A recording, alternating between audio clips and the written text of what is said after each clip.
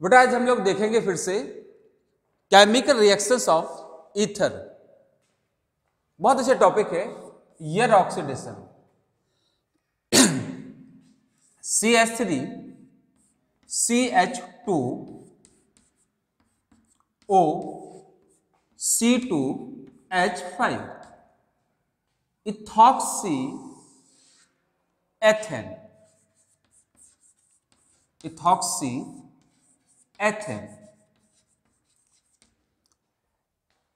Ether को generally as a Na3 से use किया जाता है। अगर मान के चलें किसी प्रकार से इसका लिड ओपन रह जाता है तो यहां हमने किसको लिया है, ईथर को लिया है, तो डेफिनेटली इसके अंदर कौन इंटर हो जाएगा, oxygen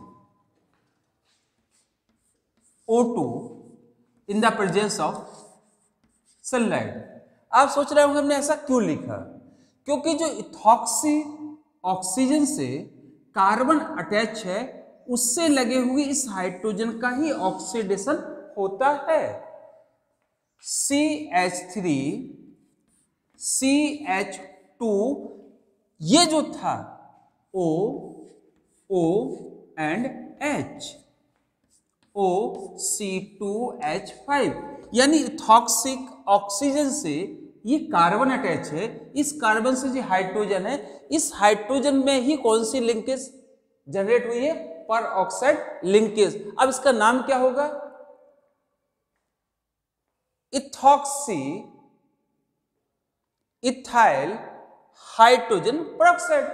ethoxy ethyl hydrogen peroxide. This reactions progress in the presence of sunlight with oxygen। ये जो पेरोक्साइड बना है ये एक्सप्लोसिव नेचर का होता है। कभी हमारे पास ओल्ड सैंपल है, अगर इसका हम डिस्टिलेशन करना चाहते हैं तो सबसे पहले हमें डिटेक्ट करना होता है कहीं ईथर पेरोक्साइड में कन्वर्ट तो नहीं हो गया है। यदि पेरोक्साइड बन गया है और हमने डिस्टिलेशन किया, इसका मतलब है वो एक्सप्लोसिव नेचर का है, कुछ प्रॉब्लम हो सकती है। पेरोक्साइड लिंकेज का पता लगाने के लिए ईथर में ओल्ड सैंपल जो ईथर है उसमें हम फेरस सल्फेट सॉल्यूशन को मिलाते हैं। When ferrous sulphate solution is added in old sample of ether, ferrous sulphate कौन सा आयन देगा, ferrous and sulphate ions. Ferrous ion in the presence of the peroxide, यदि पेरोक्साइड है, it oxidize ferrous to ferric, एक electrons को release करके ferrous ion ferric ions में convert हो जाएगा। अब कैसे पता लगाएंगे कि फेरस आयंस फेरिक आयंस में कन्वर्ट हो गया।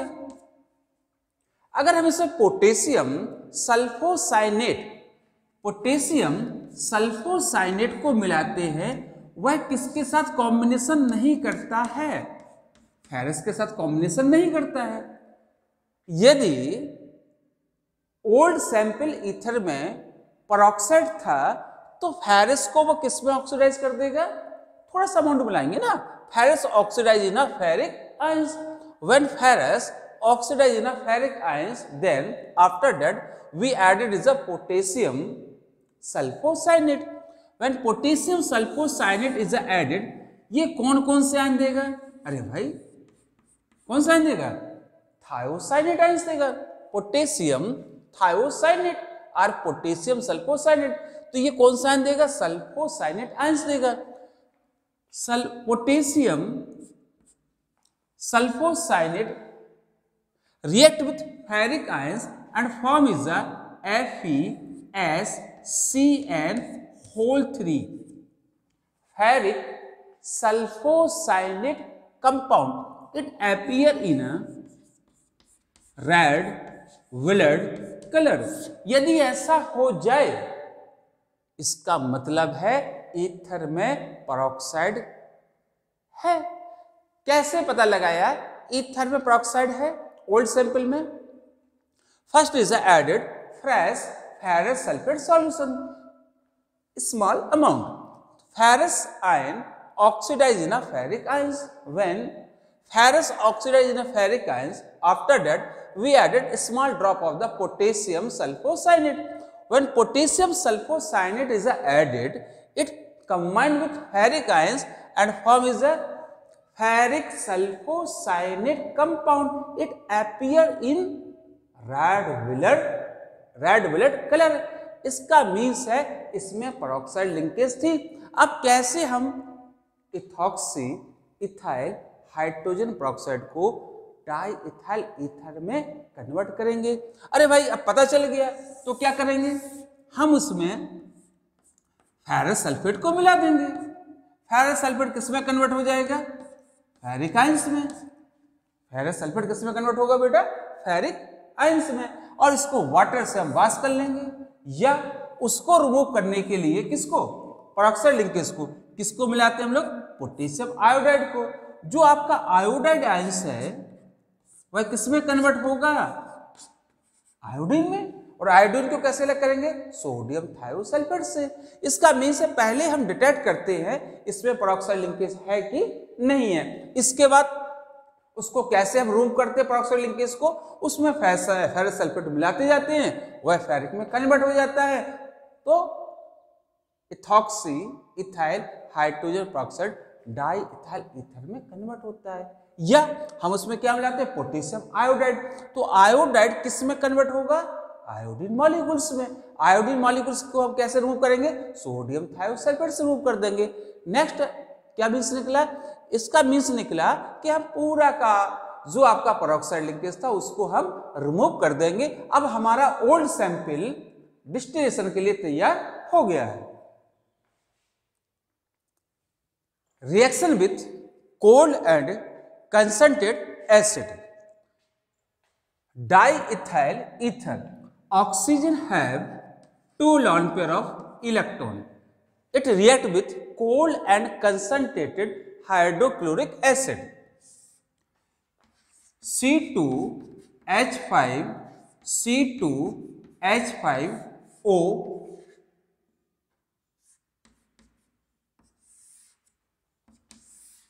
क्या हुआ? ऑक्सीजन HCl है बेटा, यहां से H आएगा, ठीक है ना, पॉजिटिव फॉर्म में होगा। थोड़ा समझा दे रहे हैं, H कैसा होगा? पॉजिटिव फॉर्म में होगा। ऑक्सीजन एक इलेक्ट्रॉन्स को, इस इलेक्ट्रॉन पेयर में से एक इलेक्ट्रॉन्स को हाइड्रोजन को देगा, हाइड्रोजन का पॉजिटिव चार्ज न्यूट्रलाइज हो जाएगा, ठीक है ना। इलेक्ट्रॉन किसने दिया? ऑक्सीजन ने। तो कैसा चार्ज आएगा?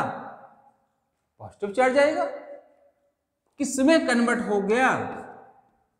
ऑक्सोनियम आयंस में। Di ethyl oxonium chloride, di ethyl oxonium chloride. Then formation of oxonium salt. क्या बन गया आपका? Di ethyl oxonium chloride. किससे रिएक्शन देखिए आपने? With concentrate and cold HCl। अगर इसके स्थान पे हम किसको ले लें? H2SO4। क्या है ये? Cold and concentrate sulphuric acid. क्या बनेगा?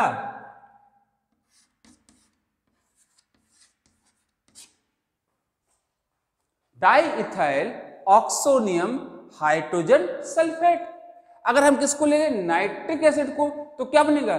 Di ethyl oxonium nitrate. Next reaction with Lewis acid. चलिए एक एग्जाम्पल लेते हैं। Vr3 boron trifluoride. In Vr3 molecules, क्या बोरॉन का ऑक्टेट कंप्लीट है? नहीं है। Then it behave as a Lewis acid. कितने इलेक्ट्रॉन है? 2 4 6। Reaction with di ethyl ether C2H5O C2H5। Oxygen have 2 lone pair of electrons, then it is a electron rich oxygen. Then oxygen of diethyl ether donate is a 1 electron pair of boron trifluoride. Then it behave as a Lewis base, and Vr3 behave as a Lewis acid, and this compound is called etherates. क्या बन गया? इथेट बन गया। किसकी reaction से? Ether plus Lewis acid. अब जो हम लीविस एसिड लेंगे, बहुत महत्वपूर्ण कंपाउंड है, R MgX alkyl magnesium halide is called Grignard reagent. Grignard reagent को हम हमेशा ईथर में क्यों बनाते हैं या ईथर सॉल्यूशन क्यों लेते हैं? Magnesium carry here 4 electron in their respected outer shell. Octet not is a completed. अब क्या करेगा? ऑक्टेट तो कंप्लीट है नहीं है। कितना इलेक्ट्रॉन है बेटा? 4 इलेक्ट्रॉन्स है। अब उसको कितने इलेक्ट्रॉन चाहिए ऑक्टेट कंप्लीट करने के लिए? 4 इलेक्ट्रॉन और चाहिए। The oxygen of ether carries a electrons pair, then R MgX dissolve in a ether and form is a etherate C2H5O C2H5 C2H5O C2H5 and each ether donate is a 1 lone pair of electrons and bonded with Grignard reagent with coordinate bond। इनके बीच में कौन सा bond आ गया बेटा? Coordinate bond आ गया। And Grignard reagent dissolve in ether. अब इसको देखो हम कभी कभी कैसे लिखते हैं? R MgX ET। ET means ethyl और क्या लगा? ऑक्सीजन। Hold twice. कितने हैं? 1 and 2। और आपका जो ग्रिग्नार्ड रिएजेंट है वह किस में डिसॉल्व हो गया? ईथर में। Next, halogenation of di ethyl ether. देखो बेटा, ये फर्स्ट कार्बन होगा, ये भी कौन सा होगा? फर्स्ट कार्बन होगा, है ना। इसको 1 डैश कर दें क्योंकि थोड़ा सा डिफरेंस हो। अगर ये अल्फा है तो ये क्या मानेंगे हम? अल्फा डैश मानेंगे। Halogenation of di ethyl ether in dark process is a chlorination, क्योंकि रिएक्टेंट क्या हमारा? क्लोरीन है। 1 2 O 1 2। कौन सा हाइड्रोजन डिस्प्लेसेबल होता है? अल्फा कार्बन का। ये भी कौन सा बेटा? Alpha carbon. Then 1 chloro di ethyl ether का फॉर्मेशन होगा, यानी एक H यहां से निकल जाएगा और Y प्रोडक्ट क्या हो जाएगा आपका?